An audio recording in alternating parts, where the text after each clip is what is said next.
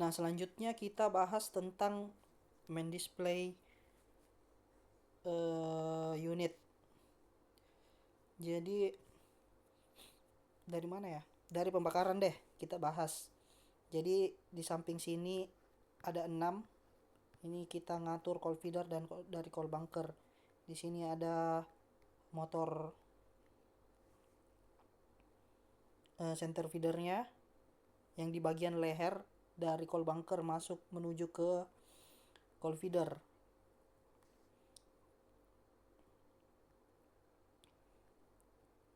Kemudian ada valve-nya, kemudian ada kecepatan motor bell conveyor-nya. Ini bisa diatur frekuensinya di sini, sini. Jadi kita ngatur kecepatan atau flow udara yang masuk ke flow batu bara yang masuk ke furnace. Jadi bisa dilihat di sini. Ini beban 122 mega ya, sebagai contoh. Batu bara yang nyuplai kurang lebih 97 ton per jam. Jadi disesuaikan terhadap bebannya.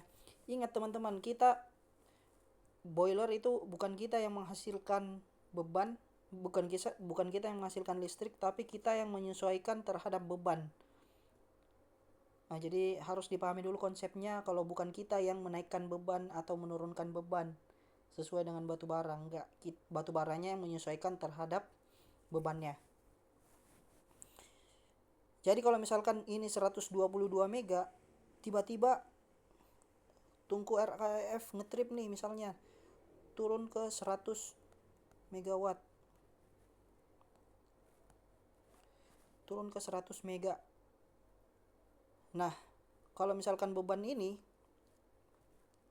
turun, akibatnya apa? Governor atau valve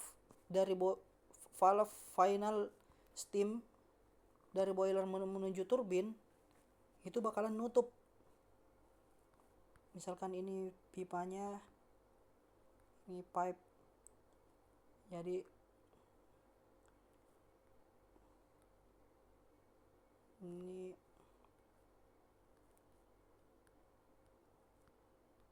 turbin lah. Jadi dia bakalan nutup. Apa yang terjadi kalau dia nutup? Nah, karena dia mau menyesuaikan berapa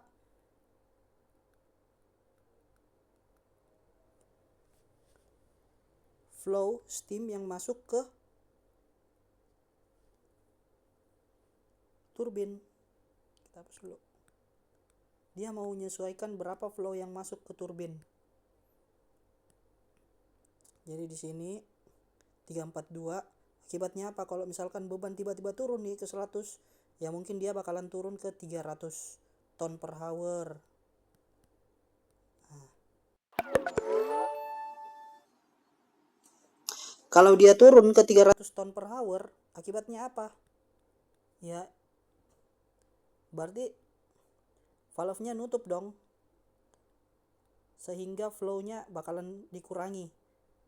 Karena valve-nya nutup, sementara kita beban masih tinggi, beban batu bara, flow batu bara masih tinggi, pembakaran masih tinggi, uap yang terjadi di steam drum, uap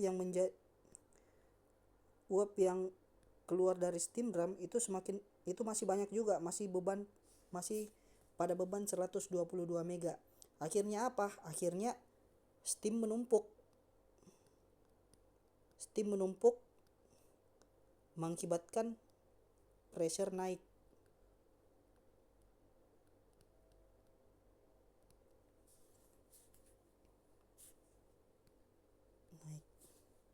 Kenapa? Karena steam di sini yang awalnya disetting buat beban tinggi tiba-tiba menutup nih. Akhirnya apa? Ini dikurangi, flow steam dikurangi, mengakibatkan steam numpuk di sini sehingga tekanan naik. Apa yang harus dilakukan? Yang pertama dilakukan ya mengurangi batu bara. Jadi flow-nya buat apa sih mengurangi batu bara? Ya biar steam yang menjadi steam dari steam drum itu semakin berkurang karena panasnya berkurang. Tapi kalau misalkan teman-teman ngurangin batu bara, ya harus juga diimbangi dengan mengurangi kadar oksigen. Nah, ini kan kalau batu bara berkurang, otomatis jika kecepatan masih sama, kecepatan fan masih sama, putaran fan atau supply-nya masih sama, itu bakalan naik besar kadar oksigennya. Jadi kita harus imbangi, nurunin juga kadar oksigen biar pembakarannya sempurnya 3-5% di manual book. Nah, karena supply oksigen turun, ini bakalan jadi positif nih. Nah, ini nggak boleh positif juga, tekanan di furnace nggak boleh terlalu besar juga, jadi dijaga cuman plus minus 100 pascal.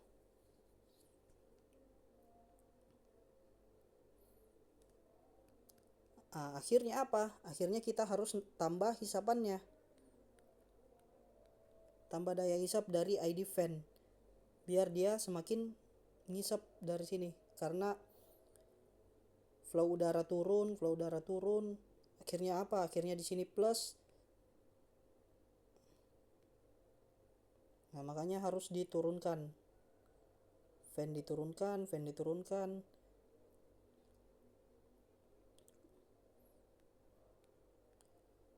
IDF juga diturunkan sesuai dengan beban.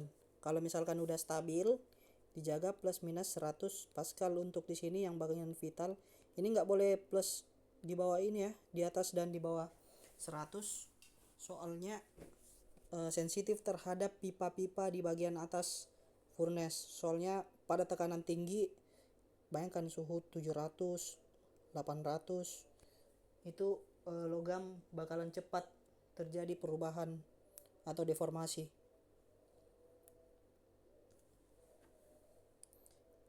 Itu mungkin kalau misalkan mau naik beban tiba-tiba, kalau turun beban tiba-tiba. Atau misalkan sekarang naik beban deh. Sebaliknya, hapus dulu coba.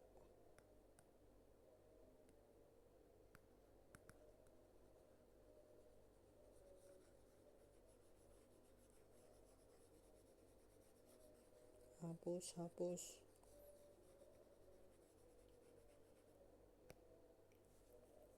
Dari awalnya 122 mega naik misalkan ke 150 megawatt. Apa yang terjadi? Ini batu bara nggak mencukupi dong, karena steam yang menjadi steam di steam drum itu nggak mencukupi. Akhirnya apa?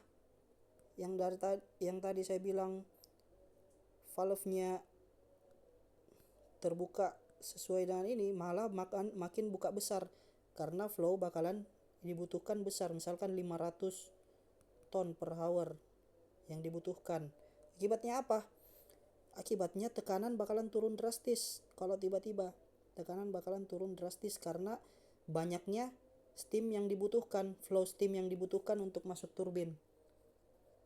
Nah, akhirnya apa? Kita harus naikin beban dengan nambahin batu bara, nambahin fuel, nambahin oksigen, dan hisap buat flownya di IDF. Itu aja, mungkin lebih gampang kalau misalkan naik turun beban. Jadi naik batu bara naik, akhirnya apa?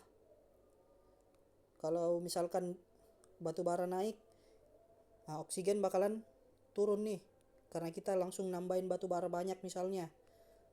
Kadar oksigen dalam furnace itu bakalan rendah, makanya kita harus nambahin kadar oksigen di furnace.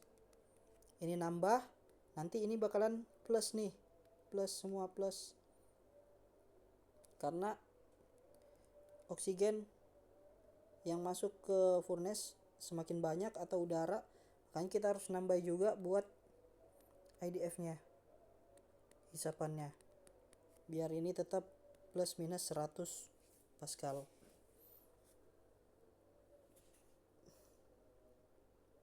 Terus di bagian ininya, ini bottom ash,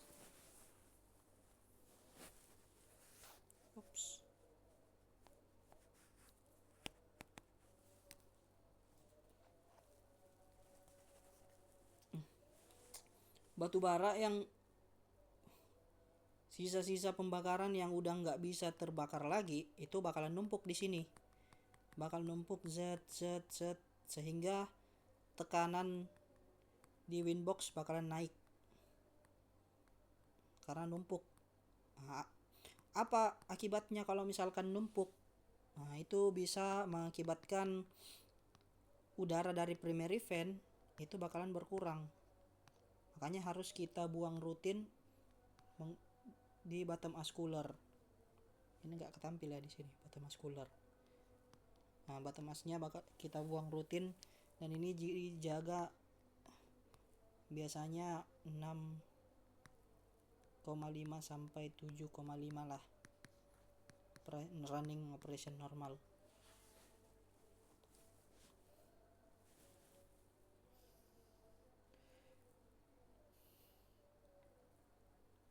Ini soalnya nggak bisa terlalu rendah juga. Kalau misalkan 6,5 terus tiba-tiba beban turun, misalnya beban turun jauh. Nah, itu kalau misalkan beban turun jauh atau beban naik jauh,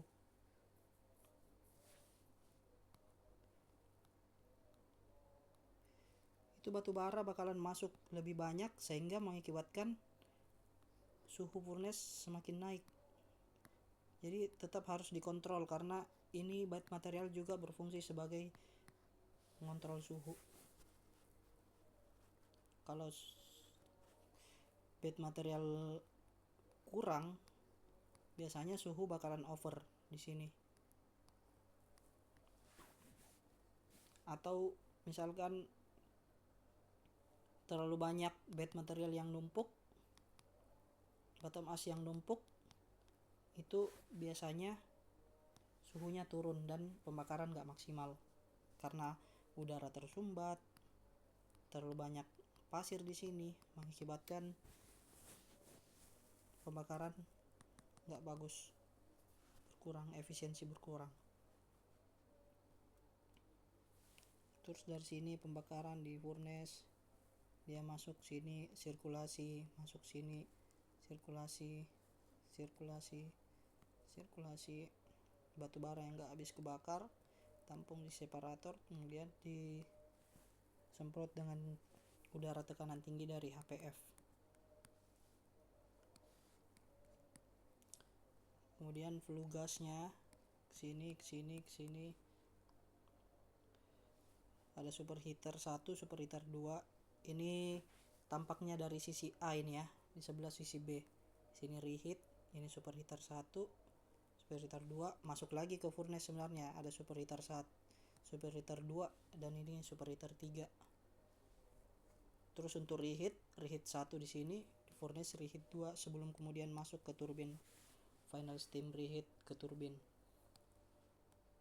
Ini prinsipnya cuman heat exchanger aja, ini bypass area. Kita manfaatin panas-panas yang udah, yang dari sisa-sisa furnace kita manfaatin buat manasin udara di air preheater, manasin air sementara sebelum masuk ke steam drum.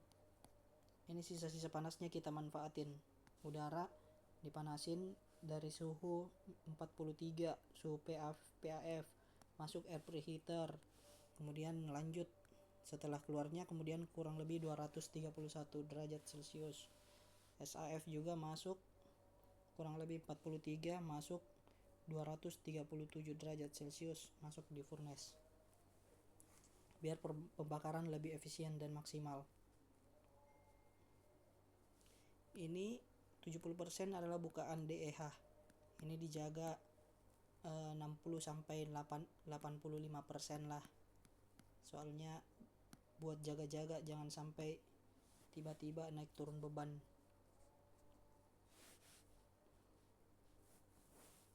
Itu mungkin untuk boiler main display. Feel free kalau misalkan ada teman-teman yang mau sharing-sharing atau tanya-tanya, atau mungkin ada penjelasan saya yang kurang atau mungkin yang salah, mohon dibenarkan sama teman-teman. Kita sharing-sharing. Ini sebenarnya biar buat dokumentasi pribadi aja, biar eh, kalau misalnya kedepannya udah nggak di power plan, setidaknya pernah paham tentang ini, pernah belajar tentang ini. Juga buat teman-teman, siapa tahu ada pertanyaan-pertanyaan atau mungkin ada ini yang salah, mohon dibenarkan ya. Thank you teman-teman.